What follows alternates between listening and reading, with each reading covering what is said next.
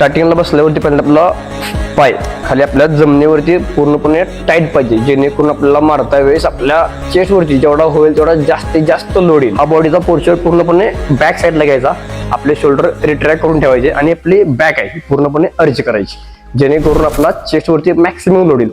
आणि सगळ्यात महत्वाचं, आता मी इथं अंतर घेतलं, अंतर आपण साधारण आपण हा अंतर घेतलं, आपण टांग थोडा बाहेर घ्यायचा, इथं बार घेऊन हा पूर्णपणे अप करायचा, बार उचलला, चेस्ट रिट्रॅक्ट केली आणि कंट्रोल फॉर्म मध्ये एकदम स्लो आणि कंट्रोल मध्ये घ्यायचा आहे.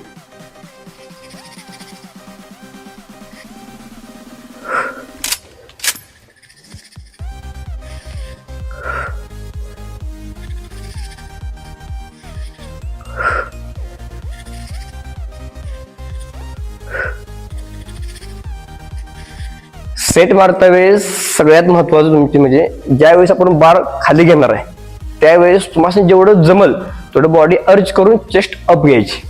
आणि हा आपला चेस्ट अप असेल, हा उदाहरणार्थ आपण खाली झोपलेला असा हा बार घेतलेला आहे, आपला जेवढा जसा बार खाली येईल ना तसं तुम्ही चेस्ट अप करत जायचं. जेवढी तुम्ही चेस्ट अप कराल ना तेवढा तुमचा जास्त लोड येईल.